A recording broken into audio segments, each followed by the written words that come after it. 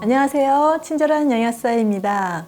오늘 이 시간에는 방광염에 대한 이야기를 나눠보고, 방광염 자주 걸리시는 분들 어떻게 어디 가야 되나? 병원 가야 되나? 약국 가야 되나? 아니면 뭘 먹어야 되나? 그리고 이게 자꾸 생기는데 어떻게 하면 예방할 수 있죠? 이게 도대체 무슨 병이에요? 이렇게 질문하시고 싶은 분들이 많으실 것 같아서 오늘 시간 준비해 봤습니다.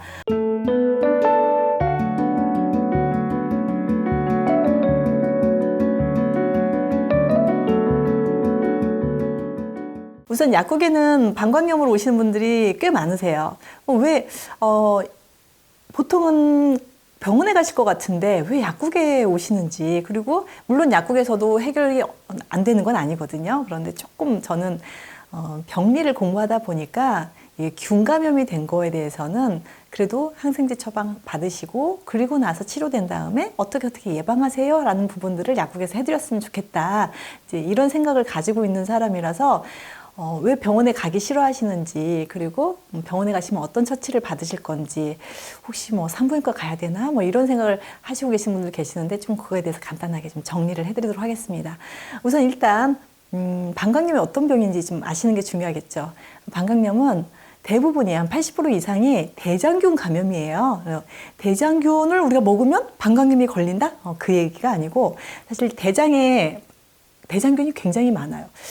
대장에 사니까 대장균이라고 이름을 지었을까요? 아무튼 대장균이 우리가 변 속에 굉장히 많이 들어 있습니다. 그래서 변을 그대로 놔두면 대장균이 막 퍼지겠죠. 그래서 우리 바로바로 다 처리를 해서 화장실에 바로 물을 내리잖아요. 그처럼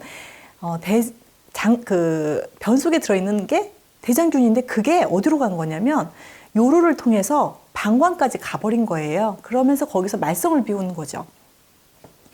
그런데 잘 생각을 해보시면 항문과 요로와 질은, 이제 여성분들 같은 경우는 질까지 포함해서 같이 모아져 있잖아요. 그러면 얼마든지 감염될 수 있습니다. 사실 우리가 화장실 가서 대변을 보고 나서 깨끗하게 처리를 한다고 하더라도 잘 처리가 안 될 수도 있고요. 또 아이들 같은 경우는 또 잘 깨끗하게 닦지 못할 수도 있잖아요.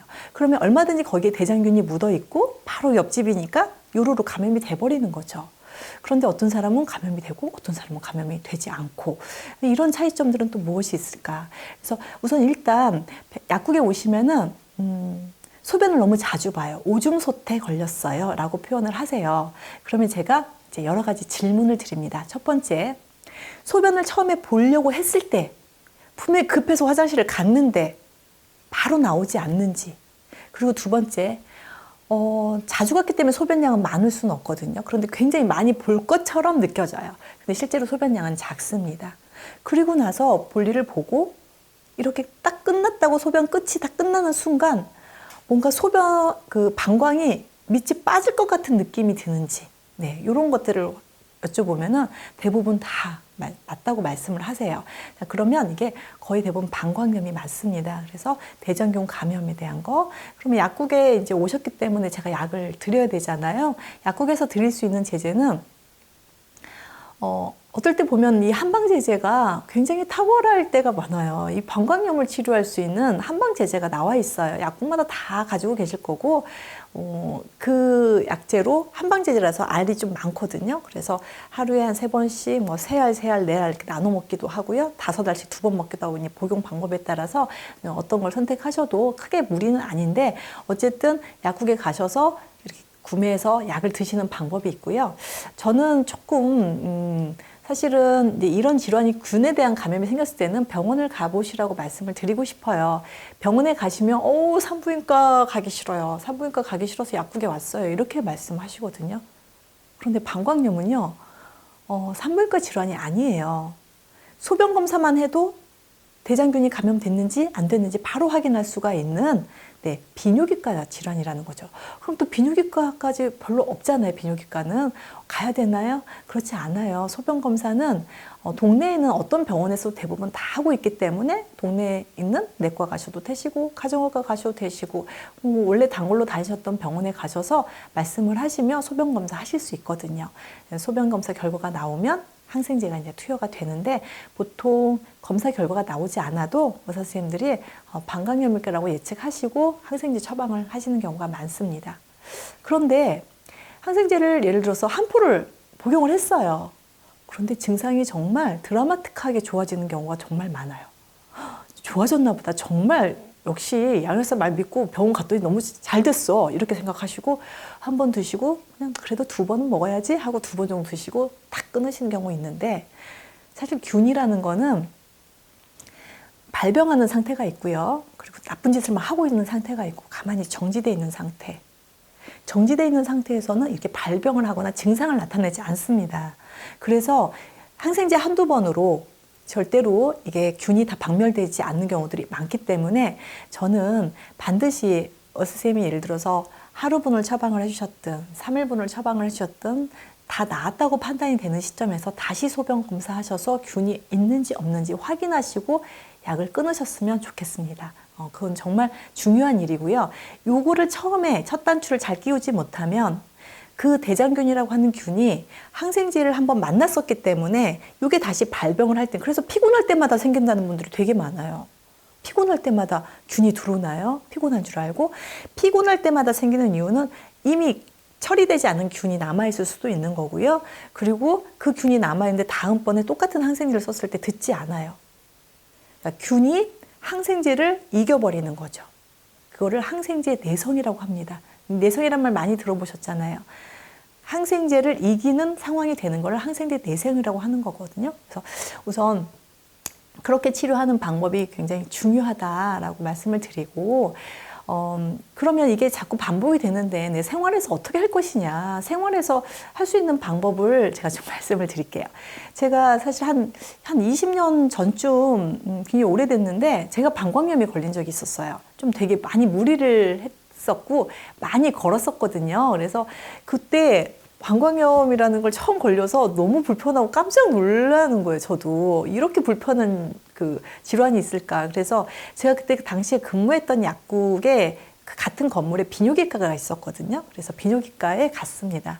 그래서 소변 검사도 하고 약을 처방을 받았는데, 그때 그 비뇨기과 의사 선생님께서 저한테 어떤 생활 그 방법을 말씀을 해주셨냐면 저 정말 민망했어요. 깜짝 놀랐습니다. 이렇게 앉아 계시다가 갑자기 일어나시더니 옆으로 막 나오시는 거예요. 그러면서 허리를 구부리면서 화장실 갔다가 변을 닦는 방법을 알려주시는 거예요. 항문 쪽에서 요로 쪽으로 닦으시면 안 됩니다. 바깥쪽으로 닦으면, 이거를 실제로 이렇게 행동으로 말씀을 해주셔서 제가 사실 정말 민망했거든요. 깜짝 놀랐어요. 그런데 정말 감명받았어요, 사실. 의사 선생님들도 그렇고, 약사 선생님도 그렇고, 다 제자리에 앉아서 이렇게 말로 저도 지금 말로 그냥 설명하잖아요. 제가 이렇게 일어나서 막 설명을 드리고 싶은데 사실 민망하거든요. 그런데 그분께서 저한테 직접적으로 그 모션을 다 알려주셔가지고 제가 너무 상식적으로 우리가 알고 있는 내용이라 하더라도 정말 임팩트 있게 제가 받아들였던 것 같아요. 이렇게 해야 되는 거구나. 그러면서 생활 패턴을 바꿨는데, 아이들한테 이 교육이 굉장히 중요하다. 저도 학교 다니면서 지금까지 크면서 그런 교육을 직접적으로 받은 적은 없거든요. 다 아는 얘기니까 안 하는 거 아닐까? 물론 다 아는 얘기일 수도 있지만 모르는 사람도 굉장히 많거든요. 그래서 오늘 제가 말씀을 드리는 건데, 아이들 배변하고 화장지로 닦는 방법, 방향을 어디로 갈 것이냐. 항문에서 밀고 나와서 요로 쪽으로 가시면 절대 안 된다는 거죠. 좀 불편하더라도 바깥쪽으로 이렇게 닦는 방법 꼭 교육해 주셨으면 좋겠어서 제가 오늘 말씀을 드리는 거고요.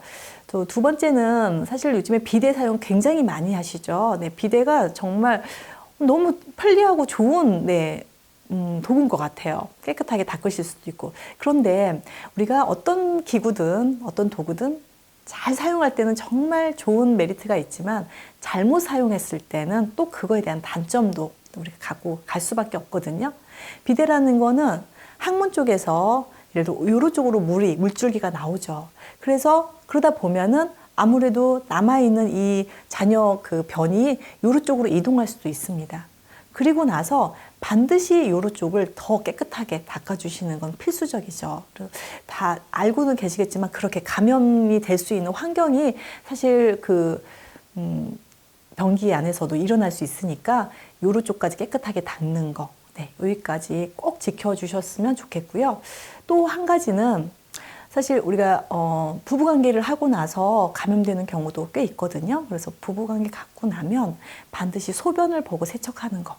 소변을 요로 쪽으로 감염될 수 있는 환경에서 소변을 보고 배출하는 거. 그리고 좀 물도 좀 충분하게 드셔서 한번 방광을 깨끗하게 씻어내는 역할도 사실 우리가 수분 보충으로도 할 수 있기 때문에 예방 차원에서 말씀을 드리는 거고, 실제로 방광염이 걸렸을 때 정말 물 많이 드셔야 돼요. 물 많이 드셔서 방광을 계속 씻겨서 내려가셔야 됩니다. 그런데 왜 물을 잘 안 드시냐면 화장실 가는 게 너무 불편하다고 느끼시는 질환이기 때문에 물을 많이 드시면 안 된다고 생각하시는 경우도 있더라고요. 정말 정반대예요. 그렇게 하시면 안 되실 것 같고요. 물을 충분하게 많이 드셔서 자꾸 방광에 쌓여져 있는 대장균을 바깥으로 배출시키는 물리적인 이런 노력도 함께 꼭 해주시는 게 가장 중요하고요. 실제로 방광에 이렇게 좀 부어있다고 상상하시면 되거든요. 안에 염증이 있기 때문에. 그래서 거기에 우리가 다리가 많이 부었는데 많이 걸으면 안 되잖아요. 더 붓겠죠. 그런 것처럼 방광염이 걸리셨을 때는 오래 서 계시거나 방광에 압력이 들어가는 행위를 계속 하시거나 이런 거 별로 안 좋아요.